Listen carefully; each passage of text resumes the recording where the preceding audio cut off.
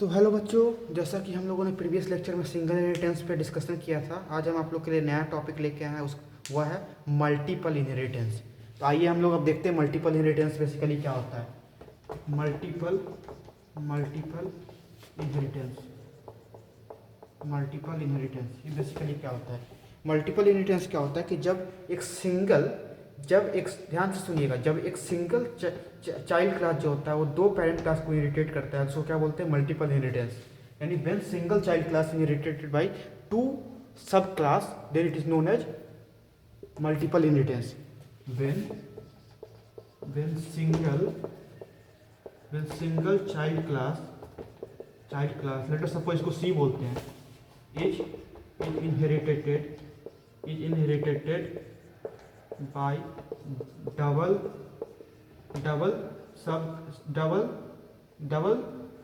base class और parent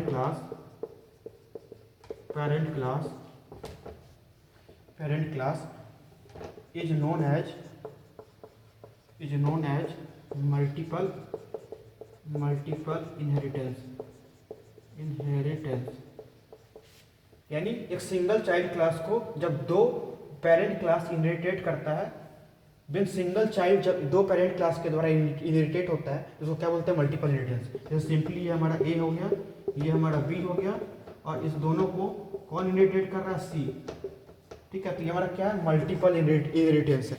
ठीक है, तो ठीक है, तो यहाँ पे क्या हो रहा है, दोनों का समेशन हो रहा है, इसका भी समेशन, इसका भी समेशन, यानी सी जो है इसको ऐड कर रहा है। ठीक है, तो हम लोग देखते हैं इसको प्रोग्राम, ये हमारा बेसिक डिफिनेशन था, अब हम इसको प्रोग्राम के थ्रू समझते हैं। ठीक है, अब हम लोग देखते हैं प्रोग्राम डिमॉन्स्ट्रेशन। प्रोग्राम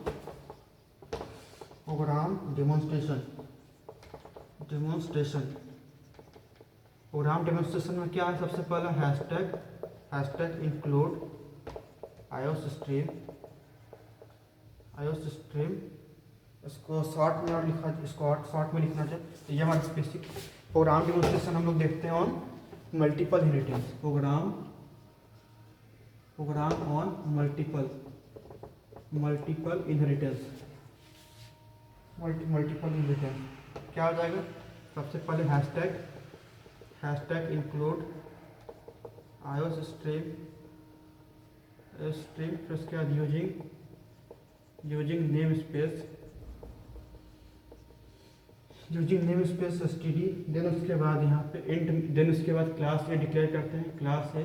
ठीक है, देन उसके बाद यहाँ पे क्या करते हैं, प्रोटेक्टेड स्कोप स्पेसिफायर के अंदर पहले हम लोग डाटा मेंबर को प्रोटेक्ट करते हैं, प्रोटेक्टेड इंट एक्स। देन उसके बाद यहाँ पे पब्लिक स्कोप स्पेसिफायर यूज करते हैं मेंबर फंक्शन को एक्सेस करने के लिए, void इनपुट।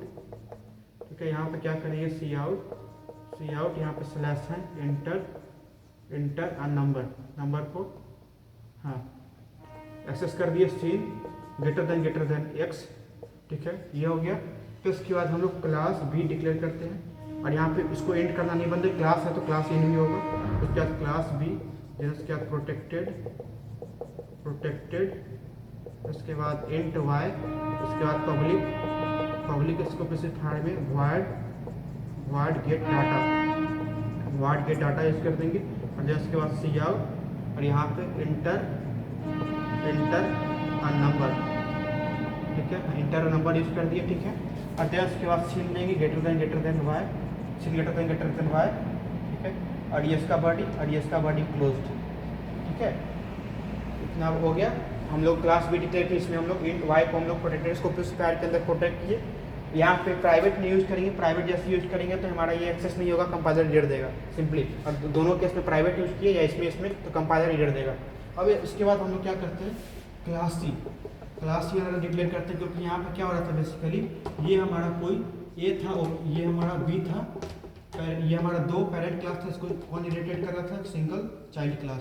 तो क्लास सी जो है इसको इनहेरिटेट कर रहा है पब्लिक ए कॉमा पब्लिक बी।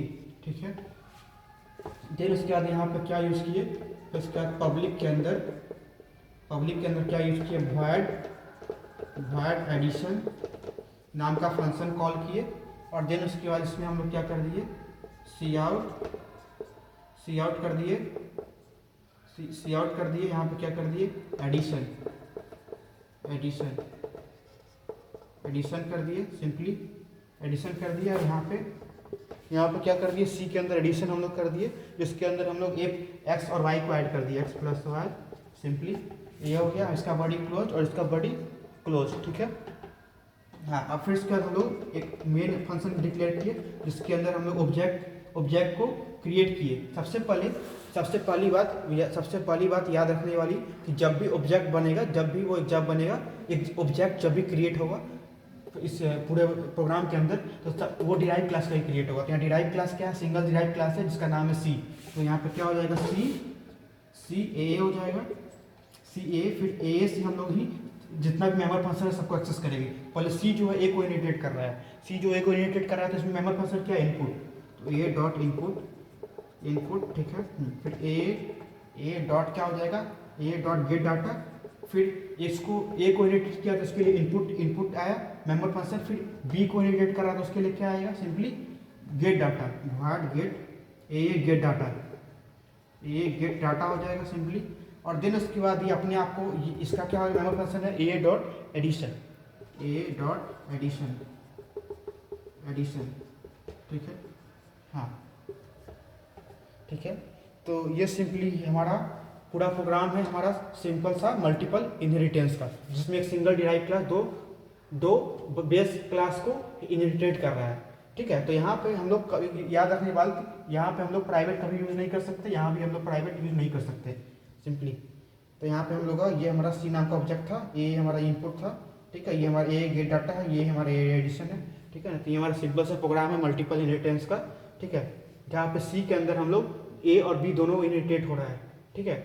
जहाँ सी के अंदर हमारा ए और बी दोनों इनहेरिटेट हो रहा है, सिंपल सा हमारा एग्जाम्पल है, ठीक है। यहाँ पे हम लोग दो बार हम लोग मेंबर फंक्शन नहीं लिख सकते हैं। यहाँ पे हम लोग वॉइड इनपुट और यहाँ पे वॉइड इनपुट नहीं लिख सकते हैं, वॉइड इनपुट और यहाँ इनपुट नहीं लिख सकते हैं, क्यों नहीं लिख सकते, क्योंकि हमारा कंपाइलर जो होगा एक नया टर्म आता है एम्बिग्यूटी एक टर्म होता है, जिसमें हमारा कंपाइलर हमारा एरर देने का चांस ज़्यादा बढ़ जाता है, ठीक है। जहाँ पे हम लोग दो बार एरर हम लोग को मिलता है, अगर मेमोरी फंक्शन अगर हम लोग रिपीट करते हैं प्रोग्राम के अंदर, तो कंपाइलर उस टाइम एरर देता है, इस टाइम एम्बिग्यूटी का कंसेप्ट आता है, ठीक है। तो हमारा सिंपल मल्टीपल इनहेरिटेंस का एक प्रोग्राम डेमोन्स्ट्रेशन था। तो हम लोग अब नेक्स्ट क्लास में मिलते हैं, ठीक है बच्चों, थैंक्स, ठीक है बच्चों, तो थैंक्स, हम लोग नेक्स्ट क्लास में मिलते हैं नए प्रोग्राम का नए कंसेप्ट के साथ। थैंक्स बच्चों।